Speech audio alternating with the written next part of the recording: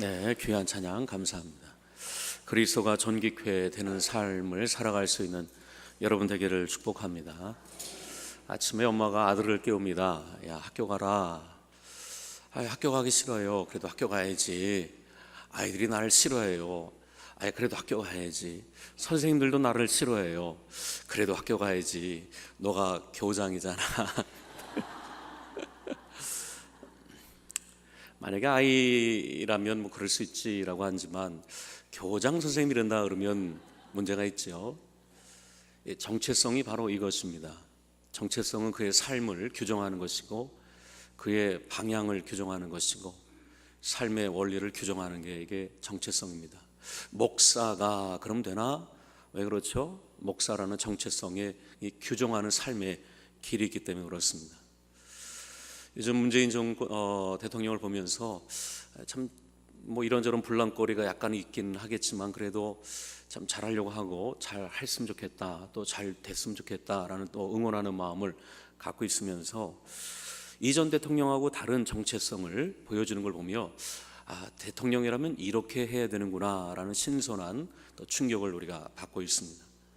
이처럼 정체성이라는 것은 그 사람의 삶을 규정하는 것이고 어떻게 살아야 하는지의 삶의 내용을 규정하는 거, 이게 정체성입니다. 그래서 행복한 사람 또 그 삶이 건강한 사람은 나는 누구다라고 말할 수 있는 사람, 나는 누구다라고 말할 수 있는 사람은 건강한 사람이고 삶의 내용의 질이 좋아질 확률이 많은 사람입니다. 죄라는 것이 무엇일까요? 죄라는 건 벗어났다. 죄는 뭐 잘못한 걸 하는 것이 죄가 아니라, 물론 그것도 죄겠지만 근본적으로 죄는 하마르티아, 벗어났다.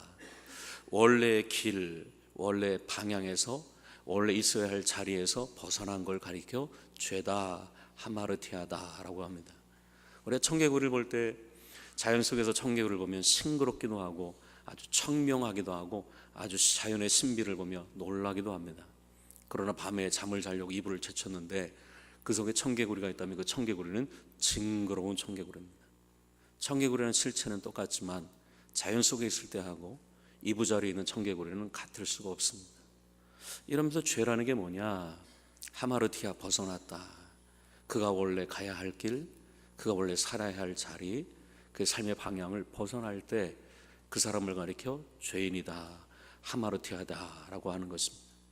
이러면서 인간이 누군가라는 정체성이 분명하고 그것이 회복될 때 우리는 그 사람을 가리켜 구원받은 사람이다라고 합니다.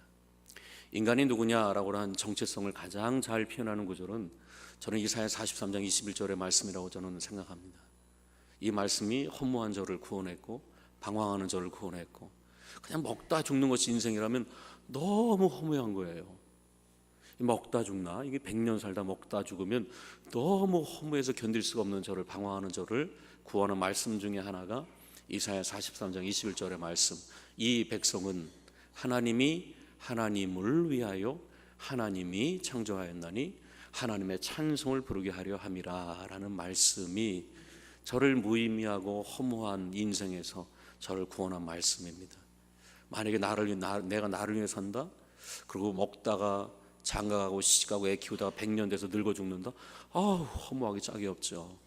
그러나 하나님이 하나님을 위하여, 그러니까 여러분 자아실현하면 반드시 허무할 것입니다. 세상의 교육은 기껏해야 자아실현이죠. 자아실현해도 후회고 안 하면 절망이고 하면 허무할 것입니다. 그러나 인생의 정체성은 뭐죠? 하나님이 하나님을 위하여. 인생의 진정한 정체성은 하나님을 위한 삶, 하나님의 꿈을 실현하는 삶, 그게 최고로 잘 사는 인생입니다.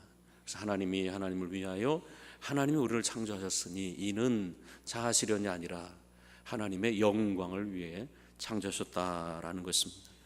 그러므로 그리스도인이 된다라는 것은 하나님을 아버지로 믿고 예수 그리스도를 통해서 그 안에 내 삶의 자리를 발견하고 내 삶의 자리를 확인하고 삶의 정체성을 따라 살아갈 때 그 사람을 가리켜 그리스도인, 구원받은 사람이다라고 얘기할 수 있는 것입니다.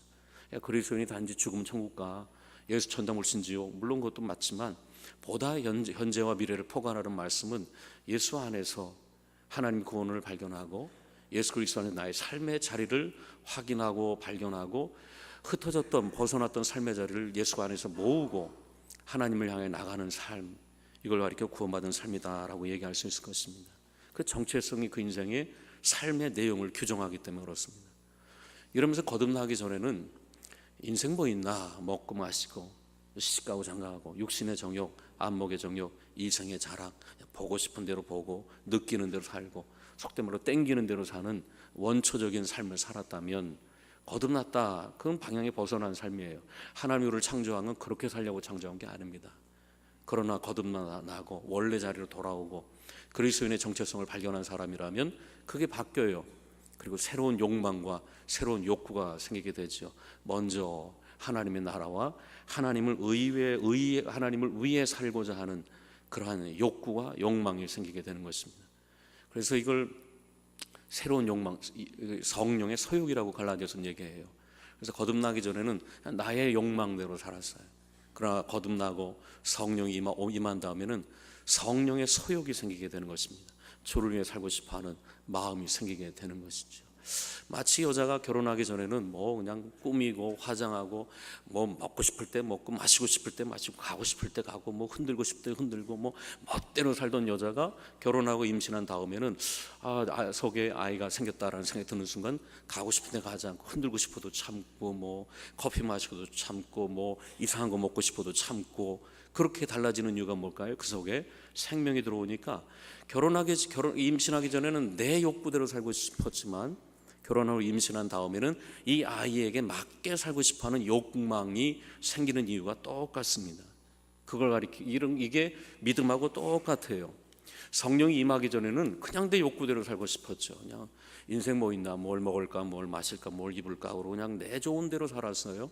그러나 성령이 임하고 성령을 통해서 예수 생명이 내 속에 들어오는 순간, 예수 생명이 내 속에 들어오는 건, 성령을 통해서 예수 생명이 내 속에 들어오는 순간 성령의 뜻을 따르고 싶어, 예수님의 뜻대로 살고 싶어하는 그런 새로운 욕구, 영적인 욕망, 영적인 어떤 새로운 그러한 소원이 생기게 되는 것입니다. 난 그런 은혜가 여러분 가운데 있기를 축복합니다. 그 사람 말이니까 거듭났구나, 저 사람 지금 거듭났어. 그거 보면 알거든요. 마치 여자가 임신을 배불러 오듯이 목사가 보면 저 사람이 요즘 성령의 역사가 있네. 왜냐하면 전에는 나로 살았어요. 내가 좋으냐 싫으냐, 내가 원하냐 내가 원치 않느냐, 내가 다 나로 살던 사람이 달라졌어. 어느 순간에 달라졌어요. 자기로 살던 사람이 예수로 살게 되는 그런 삶으로 달라지게 됐어요. 전에는 예배 드리는 건 뭐 정말 섞으려 도살장에 섞으려 가듯이 갈고 의무 방어전하고 안 드리면 이상하고 어디 놀러 가고 싶어도 빼먹으면 괜히 벼락 맞을 것 같고 이상하니까 예배를 아주 억지로 종교인처럼 방어 심정, 의무 방어하는 심정으로 예배 드렸다면 어느 순간에 예배에 기쁨이 있단 말이에요. 기도에 기쁨이 있고 말씀에 기쁨이 있고 성경 읽을 때 기쁨이 있는 걸, 그 속에 성령의 욕구가 그 속에 시작됐기 때문에 그렇습니다. 전에는 뭐 심심하면 백화점 가고 화나도 백화점 가고 욕구가 불만도 백화점 가서 그냥 다 살던 여자가 이제는 아니야, 시시해. 그런 게 시시하고 오히려 그 돈이 너무 아까웠어요. 그리고 헌금할 걸 그랬어요. 그래서 진짜 헌금하면 얼마나 좋겠어요. 욕구가 달라지는 거예요. 욕망이 달라지는 거예요. 그 사람 말이니까 저 사람 뭔가 속에 성령 역사하고 있구나, 달라지게 되는 것입니다. 이런 정체성, 그리스도인의 이런 정체성을 주는 분이 성령이십니다. 로마서 8장의 말씀처럼 누구든지 그리스도의 영, 성령이 없으면 누구든지 그리스도의 사람이 될 수 없다라는 말은 정말 수천만 번 해도 번거로움이 없고 수고스러움이 없는 말씀입니다. 그리스도인이 되십시오, 그리스도인이 돼야 합니다. 이게 됩니까? 돼요 이게? 그러나 성령이 임하는 순간 그렇게 돼요. 그렇게 돼요. 그렇게 성령의 소욕이 생기게 되는 것입니다. 예레미야를 예를 들어볼까요? 예레미야가 말씀 전하던 시대는 어려운 시대입니다. 예레미야가 전하는 말씀은 하나님의 심판이었습니다. 여러분 누가 좋아하겠어요? 제가 만약에 여러분에게 심판을 얘기한다면 누가 좋아하겠어요? 가뜩이나 살기도 어렵고 밥 먹고 살기도 어렵고 힘들어 죽겠는데요, 또 예레미야가 전하는 것은 심판할 것이다, 하나님 심판할 것이다. 그러니 당시의 분위기와 상황과 사람들은 이 예레미야 꼴보기 싫어 죽겠는 거예요. 잡아 죽이다 저 녀석, 돌로 때려 죽이고 침 뱉고 심지어는 정말 죽이려고 하니까 예레미야가 너무 힘들어요. 그렇게 예레미야가 못해 먹겠다, 다시는 복음을 전하지 않으리라, 다시는 하나님 말씀 전하지 않으리라 하고 돌아서면 마음에 불 붙는 것 같아서 다시 말씀을 전하지 않을 수가 없다라는 게 성령의 은혜예요. 난 여러분에게도 이런 은혜가 있기를 축복합니다. 의지적으로는 하고 싶지 않아요. 내 생각으로는 하고 싶지 않아요. 내 판단과 내 경험과 내 마음으로는 정말 하고 싶지 않아요. 아이고 싫어. 돌아서면 성령이 너 그러면 안 되지, 너 그러면 안 되지, 다시 주님께 나가야지 하는 그 성령의 역사. 이걸 마치 짝사랑한다고 얘기하면 어떨까요? 어느 남자가 어느 여자가, 젊은이가 어느 여자를 너무 사랑해요. 어느 남자를 너무 사랑해요. 그런데 그 앞에 있으면 말을 못하고 그저 마음만 끓이고 마음만 너무 아픈 거예요. 다가가지 못하고 얘기하지 못하지만 그 사랑을 너무 마음 아프니까 어우 너무 마음 아파서 저 여자를 잊어버려야지, 저 남자를 잊어버려야지 뒤돌아서면 아이고 보고 싶다. 이게 성령의 역사하고 똑같아요. 목사도 마찬가지입니다. 의지와 결단으로 주일해야지, 죄사면 감당이지 됩니까? 이게 작심삼일이지. 다시는 안 하리라, 다시는 내가 저 사람한테 가나봐라 라고 하다가 돌아서면 성령께서 그래도 또 역사하고 또 역사해서, 이게 마치 성령의 역사요. 이것이 그리스도의 정체성이에요. 나는 오늘 이 자리에 나온 여러분 모두에게 이런 성령의 역사가 임하기를 축복합니다. 그래서 성령의 임하면 예수를 위해 살고 싶어하는 욕망과 욕구가 생기게 되는 것입니다. 갑자기 어느 날 정말 그런 마음이 들 때가 있죠. 제가 기도하는 것은 바로 그것입니다. 베델교회적인 차원의 성령 충만, 베델교회적인 차원의 성령 충만. 어떤 목사나 어떤 장로님이나 어떤 석장이나 어떤 리더자들만의 성령 충만이 아니라 집단적인 성령 충만. 이 자리에 나온 모든 이들이 집단적인 성령 충만. 유아실에 있는 아이들, 에덴 동산에 있는 아이들, 우리 유치부 아이들까지도, 청년들까지도, 노년에 이르기까지 집단적인 성령 충만으로 인하여서 주님을 위해 살고 싶어하는 마음이 드는 거예요. 막 4살짜리 5살짜리 아이가 기도할 때 이렇게 기도하는 거예요. 주님을 위해 살고 싶습니다 라고 하는 영적인 철이 드는 거예요. 막 젊은이들이 흥청망청 사는 젊은이들이 주님을 위해 살고 싶어하는 열망이 생기는 거예요. 노인이 돼서 이 땅에 뭐 희망이 있나 하고 뒷방으로 물러나는 어른들이 아니라 주님을 위해 살고 싶어하는 열망이 생기는 것. 성령의 은혜죠. 성령의 은혜. 성령의 예언한다는 건 바로 이런 은혜가 아닙니까? 주님을 위해 살고 싶어하는 열망, 욕망, 욕구. 이게 성령의 은혜거든요. 그럴 때 그리스도인이, 그게 그리스도인이에요. 그리스도의 정체성이에요. 그전에는 이 성령의 은혜로 이 세상적인 정체성이라는 건 뭡니까? 인생 뭐 있나, 그냥 인생 뭐 있나, 먹고 마시고 뭐 시가고 장가하고 때 되면 늙어 죽지 뭐. 근데 그리스도의 은혜를 거듭나게 되는 건 이 정체성이 달라지는 거예요. 야, 먹다 죽을 건가 이거? 돈 벌다 죽을 건가? 아니지. 세상의 모든 건 야망입니다. 아무리 그럴듯하게 뭐 별 포장을 다 해도 세상의 모든 건 야망이에요. 여러분, 야망은 아까도 말했지만 해도 후회요, 안 해도 후회입니다. 세상의 모든 건 다 야망이에요. 세상의 교육이 기껏 가르쳐주는 게 야망이죠. 네 꿈을 실현해라. 실현해도 후회요, 안 실현해도 후회예요. 그럼 예수 그리스도 안에서 거듭날 때 그 야망은 비전으로 달라지게 되고, 성도를 하나님의 사람으로 세워 이 땅에 하나님 나라를 확장하는 것이야말로, 그 하나님께 연결된 꿈이야말로 진정한 비전이라는 걸 믿기를 축복합니다. 이건 성령의 역사. 그래서 성령의 역사예요. 오늘 바울은 정체성이 확실합니다. 바울의 모든 서신을 볼 때마다 바울은 첫 마디를 이렇게 합니다. 나는 그리스도의 종 바울. 이게 언제나 바울의 서신, 로마서, 에베소, 빌립보, 골로새 이런 모든 서신을 보면 바울은 첫 마디가 이겁니다. 나는 예수 그리스도의 종이다. 바울은 자기 자신을 규정을 확실하게 합니다. 나는 예수의 종이다. 이게 삶의 길이 나와요. 방향이 나오고 삶의 목적과 의미를 규정하는 것. 나는 예수 그리스도의 종이다 하는 것입니다. 여러분, 예수 그리스도를 믿고 성령의 은혜를 받았다면 여러분의 인생을 뭘로 규정하십니까? 나는 예수 그리스도의 종이다. 나는 예수 그리스도의 뭐라고 여러분 생각합니까? 기본적으로 제가 볼 때 예수 믿을 때 두 가지의 정체성이 생겨야 된다고 봅니다. 하나는 존재론적인 정체성. 나는 하나님의 자녀다. 이것이 우리를 든든하게 합니다. 넘어지고 흔들리고 자빠지고 때로는 괴롭고 절망스럽고 이 땅에서 나 혼자 같을 때마다 우리가 붙들어야 될 게 뭐냐면 나는 하나님의 자녀다 하는 것입니다. 자녀다라는 정체성이 뭐죠? 내 인생은 하나님이 책임져 주시고 내 인생을 하나님이 이끌어 줄 것이고 모두 우겨쌈을 당하고 막힌다 할지도 하나님께서 나를 도와줄 것이다 라는 이 존재론적인 정체성이 여러분 가운데도 있기를 축복합니다. 그게 우리를 숨쉬게 해요. 자, 다 떠나가고 나 혼자 같고 실패하고 아무도 없는 것 같고 외롭고 괴롭고 사망의 음침한 골짜기를 걸어갈 때마다 하나님은 나의 아버지고 나는 하나님의 자녀다라는 이 정체성, 그것이 우리를 든든히 하게 되는 것이죠. 두 번째가 사역적의 정체성입니다. 바울처럼 나는 그리스도의 종이다. 우리의 문제는 뭐냐면 존재론적인 정체성에 머물러 있어요. 그러니까 나는 하나님의 자녀다 그러고 버티고 아무것도 안 해. 그건 더 나가야죠. 그러면 사역적인 정체성, 바울처럼 나는 그리스도의 종이다. 난 이런 두 번째 정체성이 여러분에게도 있기를 축복합니다. 그래서 우리는 구원도 두 가지 차원이에요. Salvation from, 우리는 무엇으로부터 구원받았습니까? 죄와 저주와 심판과 멸망. 우린 여기에서부터 구원받았습니다. 예수 그리스도를 믿는 순간 우린 죄와 저주와 심판과 멸망, 하마르티아, 주님과 방향이 틀어지면 그 결과는 죄와 저주와 심판과 멸망, 허무, 절망, 아무것도 없는 거예요. 그래서 예수 그리스도를 믿을 때 거기로부터 해방되고 우리는 예수 그리스도 안에 있으면서 영원한 자유와 은총을 느끼게 되는 것이죠. 그게 셀베이션 프로그램입니다. 저는 우리 교회 장로님들한테 또 앞으로 장로님 될 분들한테 얘기하는 것 중에 하나 이겁니다. 나는 우리 장로님들이 복음을 알았으면 좋겠다. 복음을 알아야 된다라고 합니다. 여러분, 죽고 못 사는 부부도 결혼하고 나면 싫어질 때가 있거든요.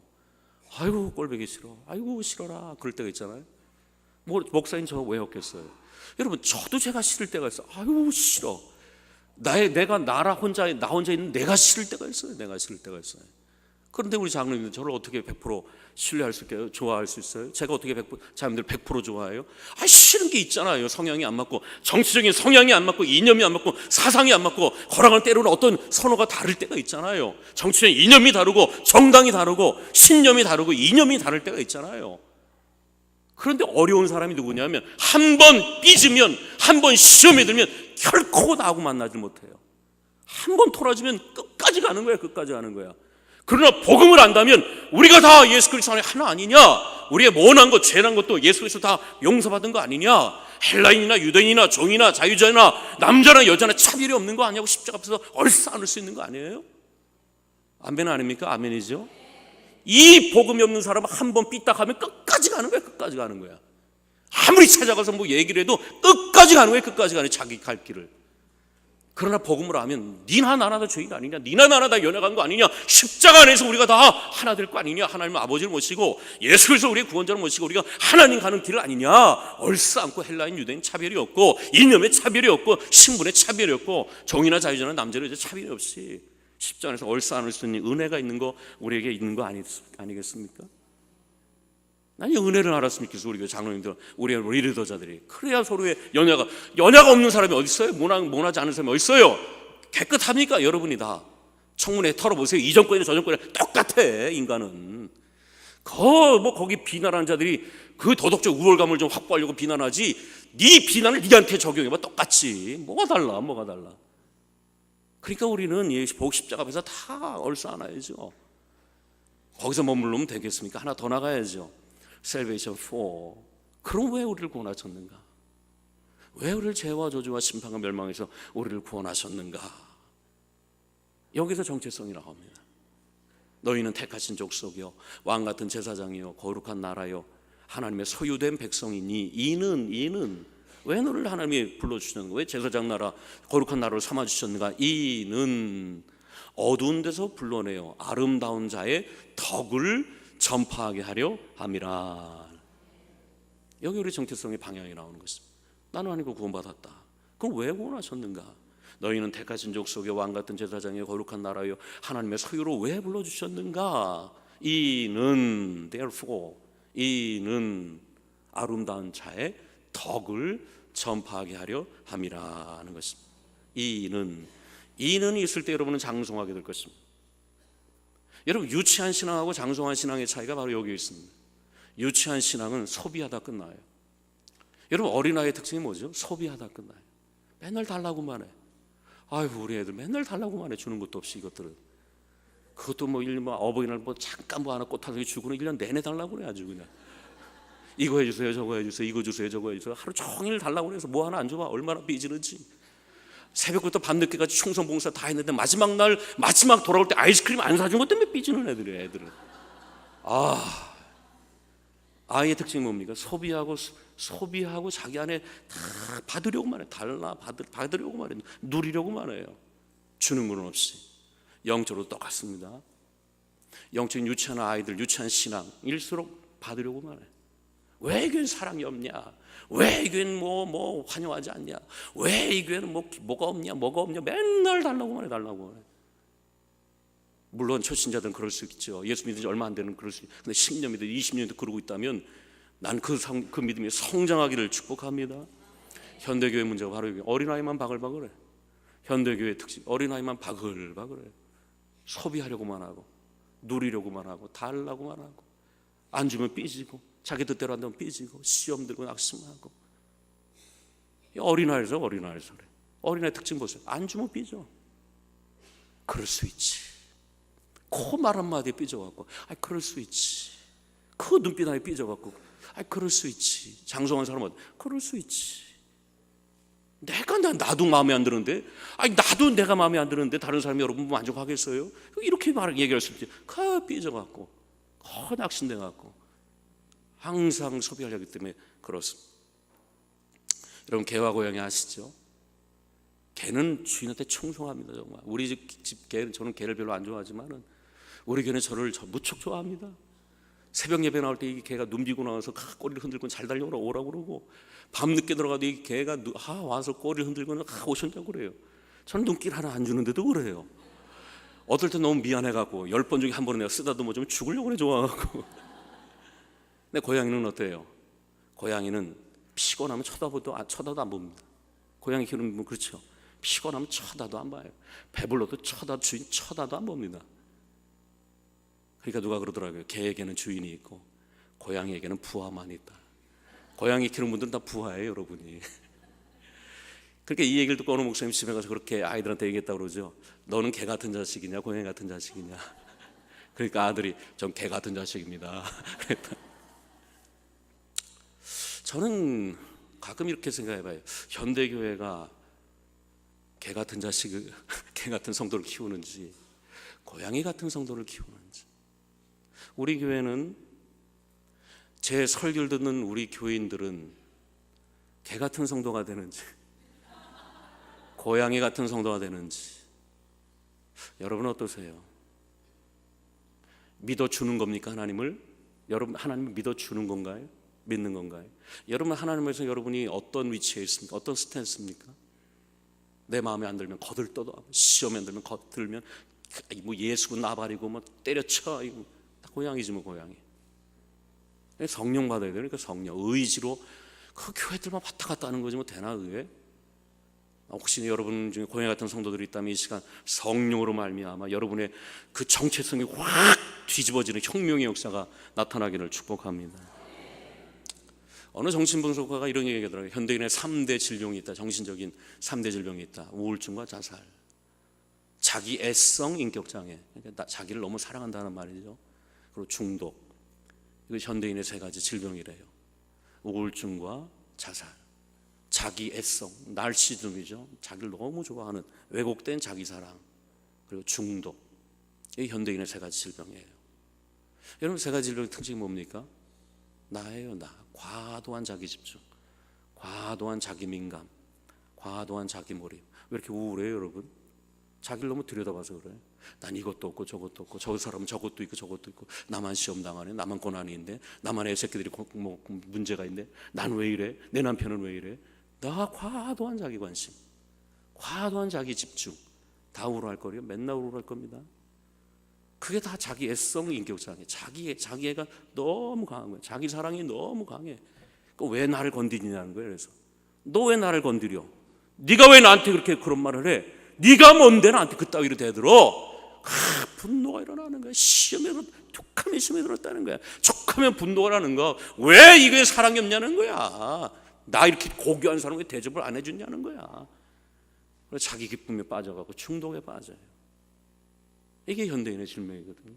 예수 믿어도 과도한 자기 집중과 자기에게 민감하면 여러분, 예수 믿어도 지옥일 거래요. C.S. 루이스가 그런 말을 했죠. 주의 뜻이 이루어지는 곳에는 천국이 임하고 나의 뜻이 이루어지는 곳에는 지옥이 임한다라는 말은 참 맞는 말이에요.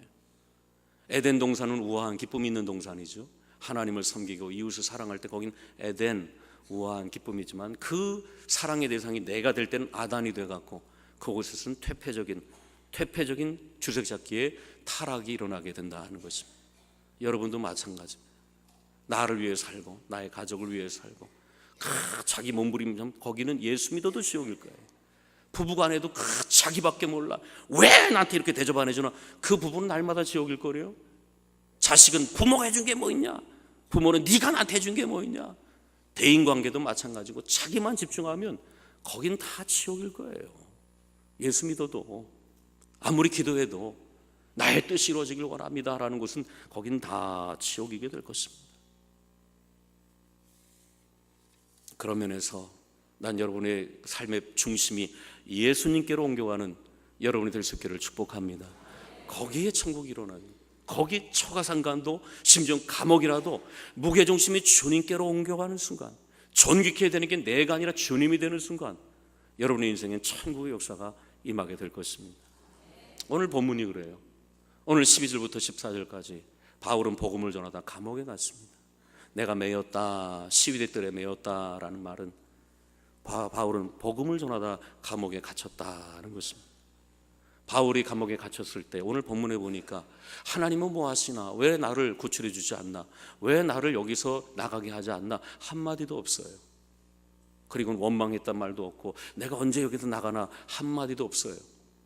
바울의 오로지 관심은 뭘까요? 내가 여기에 매여 있더라도 복음이 전파될 수 있다면 난 그것으로 족하다라고 얘기해요. 어떤 사람들은 바울이 매여 있는 걸 보고 바울을 도와주려고 복음을 열심히 참으로 전해요. 사랑으로 전해요. 그러나 어떤 사람들은 바울을 더 괴롭게 하려고, 바울을 더 힘들게 하려고 바울에게 집중됐던 이목을 뺏어올 심정으로 거짓으로 복음을 전하는 사람들도 있어요. 이런 걸 보면서 바울은 참으로 하든 거짓으로 하든 사랑으로 하든 다툼으로 하든 예수만 전파된다면 나는 이래도 좋고 저래도 좋다라는 게 오늘 본문의 내용입니다. 우리 15절에서 18절까지 읽어볼까요? 15절에서 18절까지 시작. 어떤 이들은 투기와 분쟁으로, 어떤 이들은 착한 뜻으로 그리스도를 전파하나니 이들은 내가 복음을 변증하기 위하여 세우심을 받은 줄 알고 사랑으로 하나 그들은 나의 매임에 괴로움을 더하게 할 줄로 생각하여 순수하지 못하게 다툼으로 그리스도를 전파하느니라. 그러면 무엇이냐? 거칠애로 하나 참으로 하나 무슨 방도로 하든지 전파되는 것 그리스도니 이로써 나는 기뻐하고 또한 기뻐하리라. 참 놀라운 말이에요. 하나님 뭐예요? 왜 나를 안 구해줍니까? 내가 여기서 감옥에서 이렇게 있는 거 보지 않습니까? 언제 내가 여기서 나가나? 언제 내가 다시 여기서 복음 전하나? 언제 내가 여기서 나가나? 하나도 없어요. 여기 내가 매여 있어도 복음이 전파된다면, 다른 사람이 사랑으로 복음을 전하든 다툼으로 복음을 전하든 내가 기뻐하고 또 기뻐한다. 기뻐하고 또 기뻐하는 것은 무엇입니까? 이래도 복음 전파, 저래도 복음 전파되면 된다면, 이래도 예수가 높여진다면 난 이래도 좋고 저래도 좋다라는 것입니다. 그러면서 하는 말이 20절에 보니까 나의 간절한 기대와 소망을 따른다. 나의 간절한 기대와 소망을 따라 아무 일이든지 부끄럽지 아니하고 지금도 전과 같이 온전히 담대하여 살든지 죽든지 그리스도, 내 몸에서 그리스도가 존귀케 되게 하려 하나니 이는 내게 사는 것이 그리스도니 죽는 것도 유익하다라는 것입니다. 나의 간절한 기대와 소망이다. 나의 간절한 기대와 소망. 아무 일이든지 부끄럽지는 않다. 지금도 전과 같이 온전히 담대하다. 살든지 죽든지 내 몸에서 그리스도가 존귀케 되게 하려 하나니 이는 내가 사는 것이 아니라 내 속에 그리스도가 사는 것이다. 여러분의 지금 간절한 기대는 무엇입니까? 지금 여러분의 지금 간절한 기대는 무엇입니까? 여러분 지금 간절히 소망하는 게 무엇인가요? 여러분 뭐가 그렇게 분노가 나죠? 여러분 지금 뭐 때문에 이렇게 분노해요? 뭐가 그렇게 슬퍼합니까? 뭐 때문에 그렇게 분노를 해요? 여러분 지금 무엇을 가지고 기뻐하십니까? 여러분의 간절한 소망은 무엇입니까? 물론 우리 육신을 입고 살기 때문에 먹고 사는 문제, 가정의 문제 여러 가지 그럴 수 있어요. 그러나 때로는 고차원적으로 주를 위해서 여러분 분노해 본 적 있나요? 왜 나를 못 알아주는 거야 이거? 날 이거밖에 대접 못해? 이것 때문에 분노는 많이 하지만 그리스도의 영광이 가려질 때, 그리스도의 그 말씀이 조롱당하는 이 문화 시대에 대해서 분노해 본 적 있나요? 이 교회 사랑이 없구만. 날 이거밖에 대접 못해? 이것 때문에 분노하지만 여러분 전도 못하는 것에서 분노해 본 적 있어요? 사랑 못해서 분노해 본 적 있나요? 오늘 말씀 읽을 때마다 목사로서 참 부끄럽기도 하고 참 창피하기도 하고 죄송하기도 하고, 왜 우리는 같은 예수를 다르게 믿나? 우리는 왜 같은 예수를 다르게 믿고 있나? 바울의 간절한 기도와 소망이 있다. 나의 간절한 기도와 소망이 있다. 나는 아무 이래든지 부끄럽지 않다. 지금도 여전히 전과 같이 당당하다. 살든지 죽든지, 살아도 죽어도, 감옥을 나가든지 안 나가든지, 높아지든지 낮아지든 간에 그리스도만 존귀케 될 수 있다면 사나 죽으나 나는 개의치 않겠다 라고 이 바울을 보면서 우리가 삶의 정체성을 좀 높여야 되지 않겠습니까? 인생 뭐 있나? 예수 믿어도 그저 내 가족, 그저 내 출세, 그냥 내 삶의 먹거리 문제에 제한되는 것이 아니라 좀 때로는 이 정체성을 좀 확장시켜 봐야 되지 않겠습니까? 기도할 때 주여 내 식구, 내 가족, 내 새끼, 물론 기도해야 되겠죠. 그러나 때로는 주를 위해 살고 싶습니다. 내 삶이 주님 위해서 살고 싶습니다. 이 인생이 주님 위해서 살고 싶습니다. 간절한 기대와 소망이 있습니다. 살아도 죽어도 주님 위해서 살고 싶습니다. 그게 바로 삶의 무게중심이 주님께로. 그래서 육신의 소욕을 위해서 살던 사람이 성령의 소욕, 주님을 존귀케 하고는 삶으로 살기 위해서 우리가 필요한 게 뭘까요? 날마다 내 자신을 쳐서 복종시켜서 그리스도의 발 앞에 굴복시키고 주의 영광을 높이며 살아갈 수 있는 저와 여러분 될 수 있기를 축복합니다. 찬양합시다. 내 안에 사는 이 예수 그리스도 찬양합시다.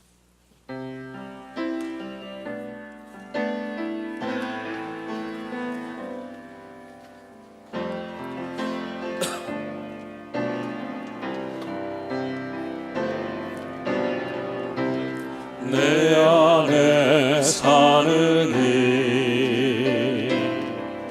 예수 그리스도니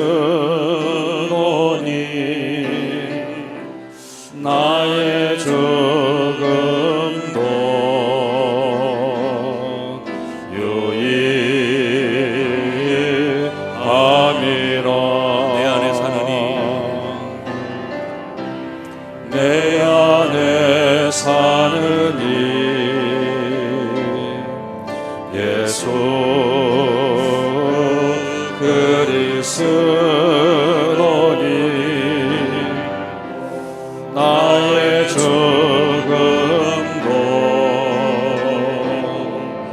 유익함이라.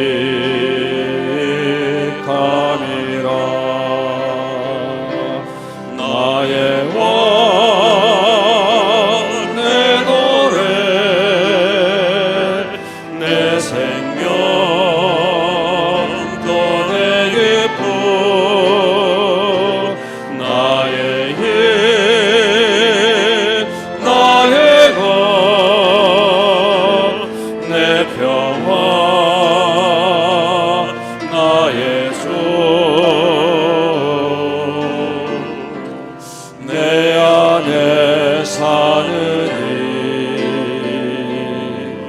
예수 그리스도니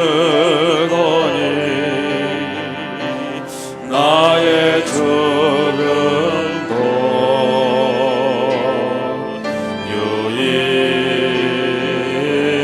유익함이라. 이 시간 기도할 때에 성령의 은혜가 없으면 여러분은 결코 그리스도인 될 수 없습니다. 종교인은 되겠지, 의지로 끌고 가는. 그래서 이 시간 육신의 성령의 은혜가 없는 분들은 성령을 구하시고, 성령의 은혜가 있는 분들이 있지요. 순종해야 됩니다. 그래서 주님을 존귀케 하는 삶이 되게 해달라고, 여러분 자신을 쳐서 복종시켜서 주님을 존귀케 하는 삶을 살아갈 수 있도록 해달라고, 여러분의 의지를 좀 내려놓는 시간 되게 해달라고 우리 다 같이 주여 삼창하고 통솔 기도합니다. 주여 주여 주여. 사랑의 아버지 하나님 감사합니다. 오늘도 주의 제단에 우리를 불러 모아주시고 오늘도 주의 말씀을 들으며 오늘도 기도합니다. 주여 오늘 우리에게 육신의 정욕과 영광과 소욕을 따라 사는 사람을 내려놓게 하시고 우리에게 성령의 은혜를 우리에게 허락해 주시어서 육신의 끌려가는 인생에서 더 차원을 높여서 우리 정체성이 예수 그리스도 안에서 새롭게 변화되게 하시고 나의 삶의 의미와 길과 방향을 예수 그리스도 안에서 새롭게 규정하는 정체성의 회복의 역사가 일어날 수 있도록 도와주시기를 원합니다. 오늘 감옥에 갇혀 있으면서도 언제나 가나 왜 하나님은 안 도와주나 원망과 불평하는 것이 아니라 바울은 이 속에서 간절한 기대와 소망이 무엇입니까? 바울이 감옥에 있으면서도 간절한 기대와 소망은 그리스도가 높여질 수 있다면, 예수가 높여질 수 있다면, 예수님이 존귀케 될 수 있다면, 나는 이 감옥에서 어찌 되든지 그리스도만 높여질 수 있다면 나는 그것으로 만족한다 라고 말하는 이 고백 앞에 우리의 신앙이 너무나 부끄럽고 초라하고 참으로 딱하기가 짝이 없습니다. 우리는 예수님을 그리스도라, 예수님을 주라, 예수님을 하나님의 아들이라 고백하면서도 여전히 고양이처럼 내가 주인이 되고 내 기분이 주인이 되고 내 생각과 판단이 주인이 되어서 나를 높이는 사람, 나를 드러내는 사람, 날마다 시험이 들고 낙심이 드는 이유가 무엇입니까? 내가 상처받았다는 것입니다. 내 자존심이 상처받았다는 것입니다. 아버지 하나님, 내 인생 가운데 주여 나의 간절한 기대와 소망을 따라 이제든지 온전히 아무것도 부끄럽지 않고 온전히 담대하여서 살던 그리스도와 사는 원합니다. 내가 살되든 못되든지, 내가 모욕을 당하든 모욕을 당치 못하든 간에, 내가 시험에 들든 시험에 들지 않는 간에 이 신앙의 장성한 분량이 되어서 내 속에 그리스도가 존귀케 되기를 원합니다. 내 인생의 주님이 존귀케 되기를 원합니다. 내 삶의 주님이 존귀케 되기를 원합니다 라고 인생의 놀라운 정체성의 혁명의 역사가 임할 수 있도록 성령님 역사하시고 나로 사는 인생을 그만하시고 나를 높이는 삶을 중단하게 하시고 주님만 높이는 삶, 주님을 영화롭게 하는 삶이 되시고 우리 주님, 우리의 삶을 새롭게 하여 나의 것, 내 평화, 나의 주, 내 안에 사느니 예수 그리스도니 나의 죽음도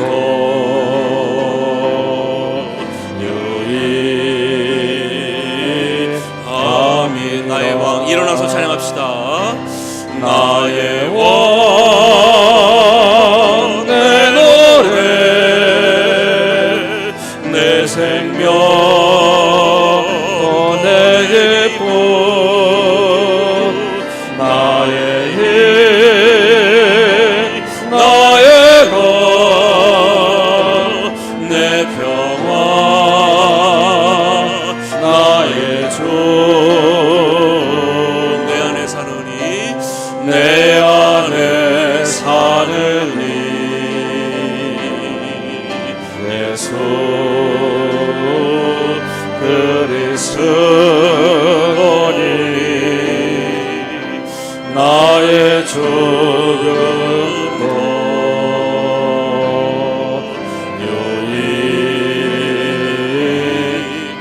유익함이라.